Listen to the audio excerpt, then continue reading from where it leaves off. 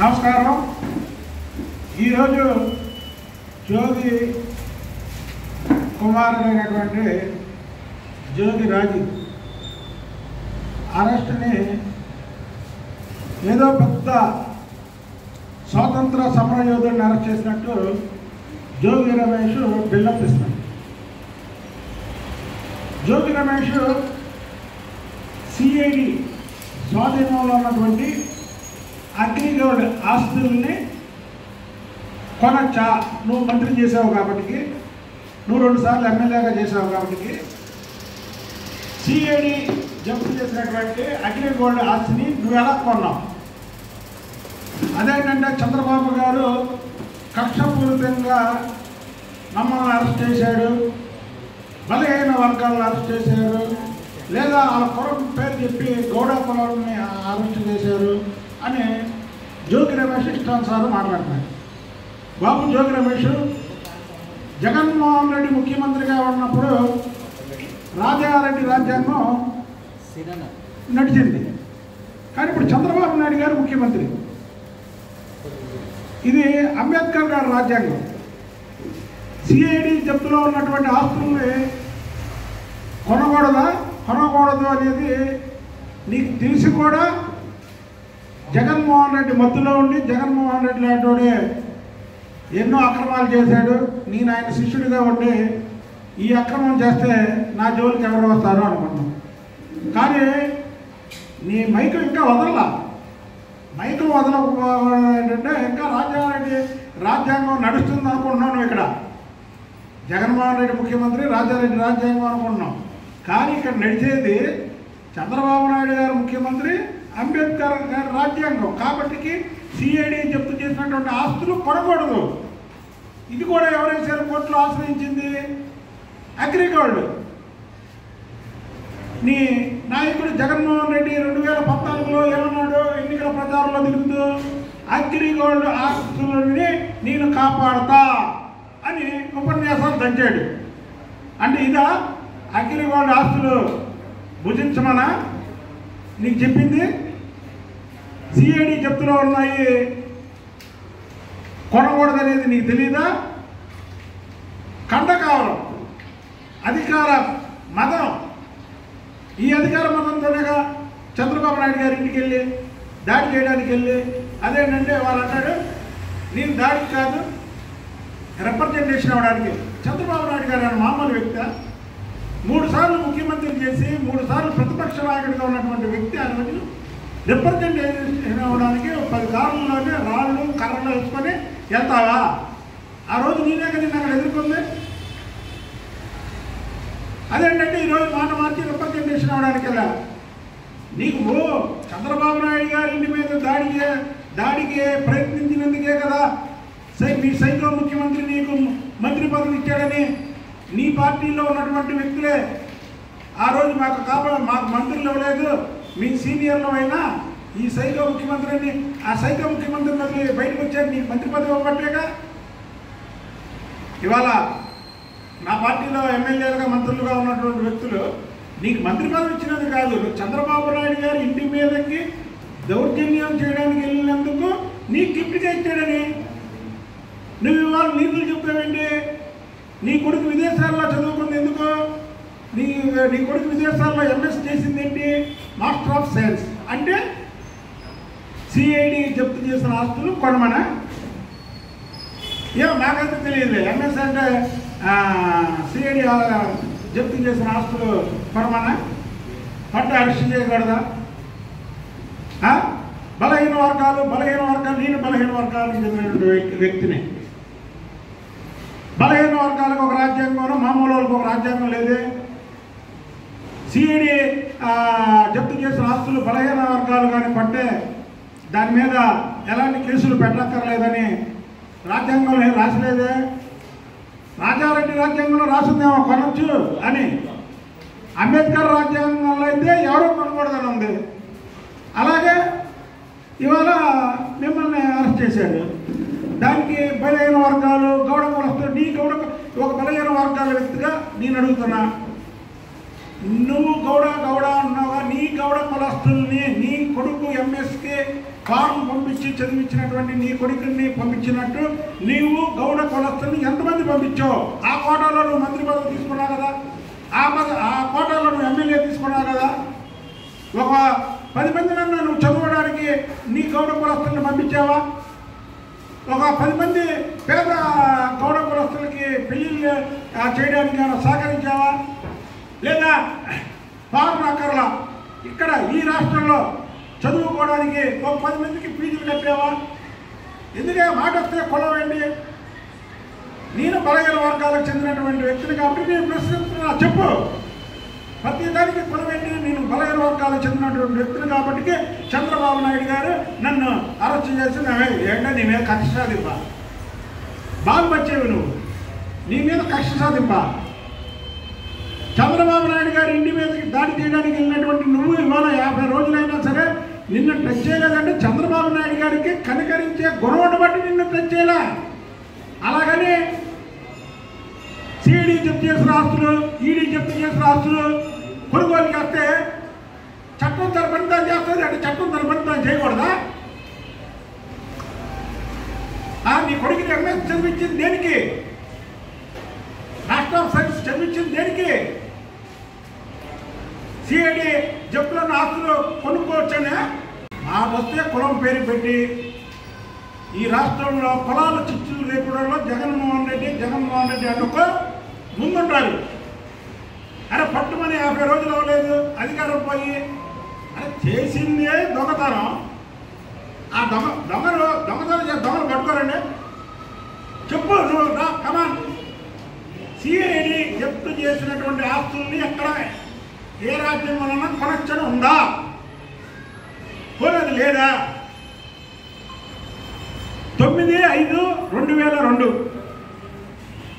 9/5/2002 అంటే అప్పటికి ఇతను మంత్రి పదవిలో కానీ ఎమ్మెల్యే కానీ ఉన్నాడు, అంటే అధికారంలో ఉన్నాడు. అధికారం శాశ్వతం అనుకొని ఈ పని చేశాడు. ఇవాళ అధికారం పోయింది, ప్రజాప్రభుత్వం వచ్చింది. ప్రజాధనాన్ని ఎక్కడ ఎవరో దోచుకున్నా దాన్ని భర్తం పడతారు చంద్రబాబు నాయుడు గారు కానీ పవన్ కళ్యాణ్ గారు కానీ. దానికి మీకు కులాలేంటి, మతాలేంటి మాకు తెలియక అడుగుతున్నాము. ఏంటి ఇది చెప్పండి,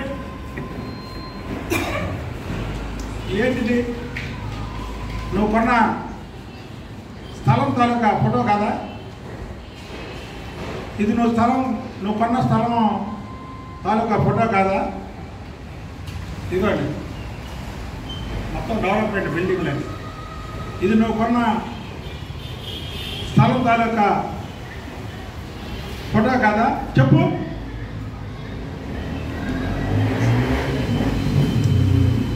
మాట వస్తే బీసీలు, మీ బీసీలు చెప్పు. బీసీ అడుగుతున్నాడు నిన్ను, ఒక బలహీన వర్గాలకు చెందినటువంటి వ్యక్తి అడుగుతున్నాడు. మనకొక రాజ్యాంగం, వేరే రాజ్యాంగం ఉందంటే నేను కూడా సిఐడి ఈడీ జప్తు చేసిన ఆస్తులు కొనొచ్చు అని జగన్మోహన్ రెడ్డి మీ నాయకుడితో స్టేట్మెంట్ ఇప్పించు రేపు. ఇప్పుడు నేను పెట్టాను కదా, ఏమనంటే బలహీన వర్గాలకు చెందినటువంటి వ్యక్తులు ఈడీ జప్తు చేసిన ఆస్తులు కొనొచ్చు, లేదా సిఐడి జప్తు చేసిన ఆస్తులు కొనొచ్చు.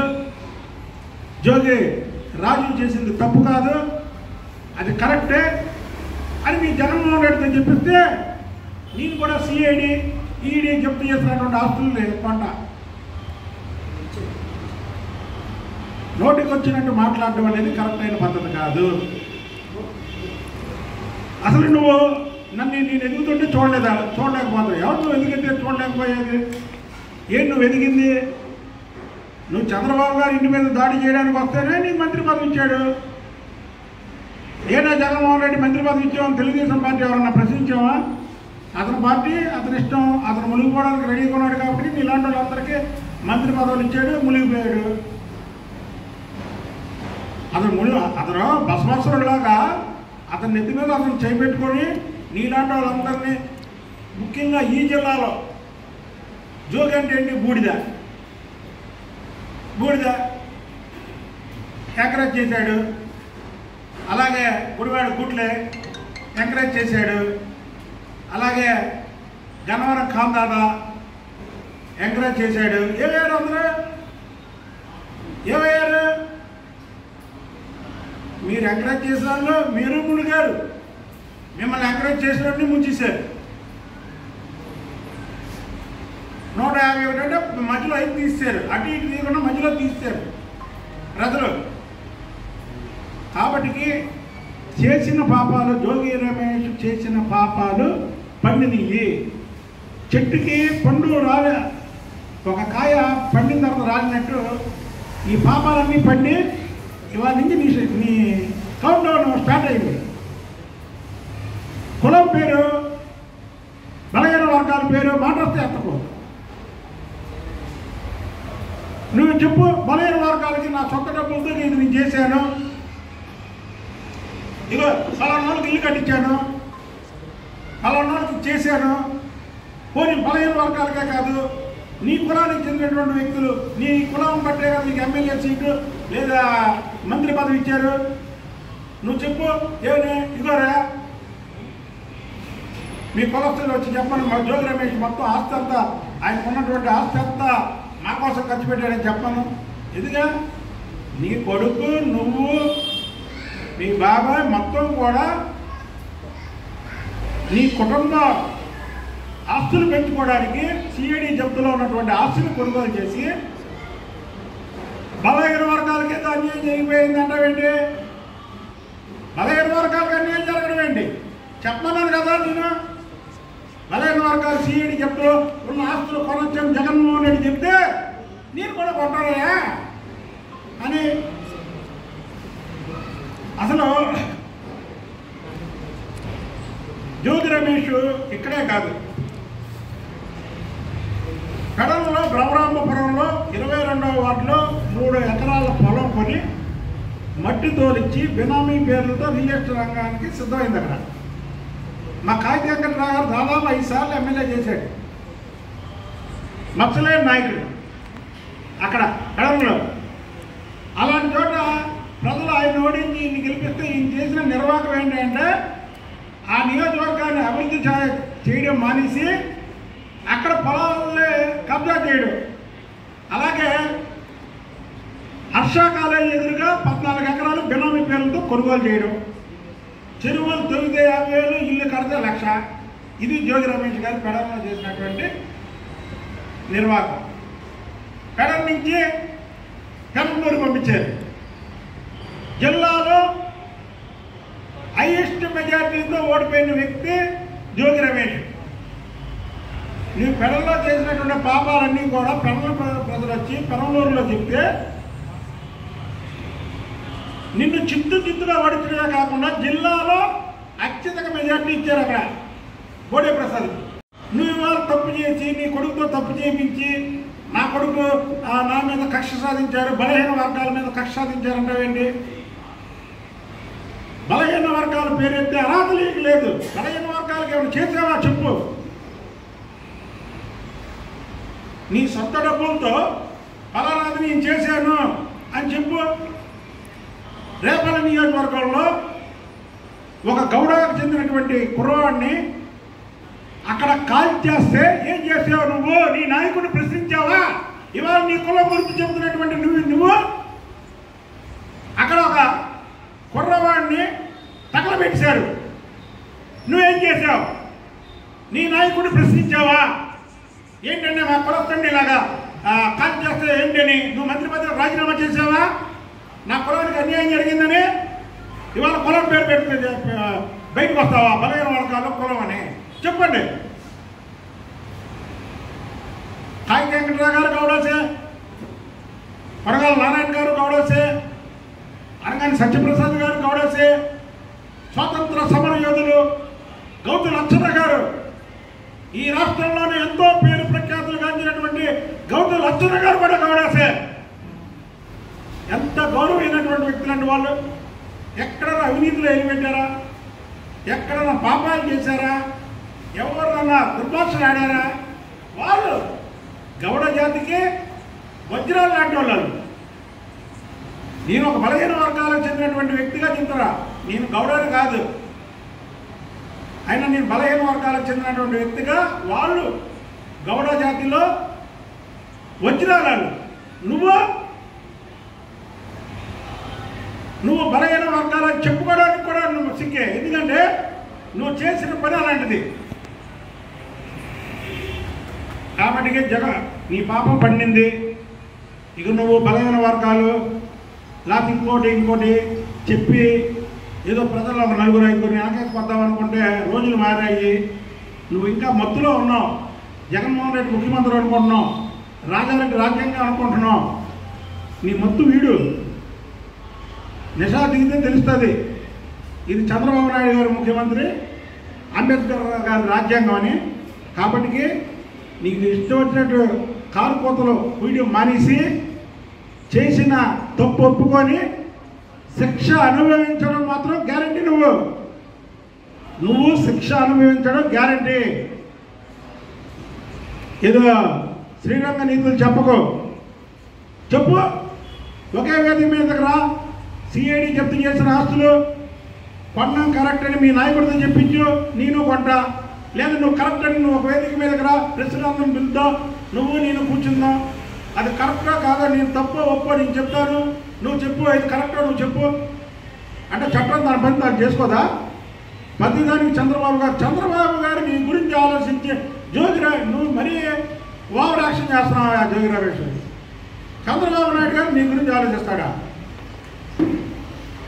అసలు ఆయన పొద్దునుంచి రాత్రి వరకు ఈ రాష్ట్రాన్ని అధోగతి పాలు చేశాడు ఈ జగన్మోహన్ రెడ్డి. ఈ రాష్ట్రాన్ని ఎలా బాగు చేయాలని ఆయన పొద్దునుంచి రాత్రి వరకు ఆయన కష్టపడుతుంటే మళ్ళీ నువ్వు మధ్యలో జోగి నిన్నేదో పెద్ద బాగు చేయడం, నిన్ను కక్ష సాధింపు కానీ నీకు నువ్వు బిల్డప్ ఇచ్చుకుంటే ఎలాగా? అసలు ఈ జగన్మోహన్ రెడ్డి పార్టీలోనే బిల్డప్ ఇచ్చుకునే వాళ్ళు ఎక్కువ, విషయం తక్కువ. చూసాక మన అధికారం ఉన్నప్పుడు ఈ జిల్లాలోనే ఎంతమంది బిల్డప్లు ఇచ్చారు, అధికారం పోగానే ఏమైపోయారో తెలుసు కదా. కాబట్టి నోరు మూసుకొని చేసిన తప్పు ఒప్పుకొని శిక్ష అనుభవించి బయటికి వస్తే మంచిది. ఇలాంటి కాలు కూతులేకొస్తే ఇంకా నీ మీద ఏవైతే ఉన్నాయో, ఏ అవినీతి అయితే ఉన్నాయో, ఎక్కడైతే కబ్జాలు చేసావో ఆ కబ్జాలన్నీ కూడా ప్రజల ముందు పెడతాము. నీలాంటి వ్యక్తులు రాజకీయ జీవితంలో పనికిరాలని తెలుస్తామని తెలియజేస్తాం.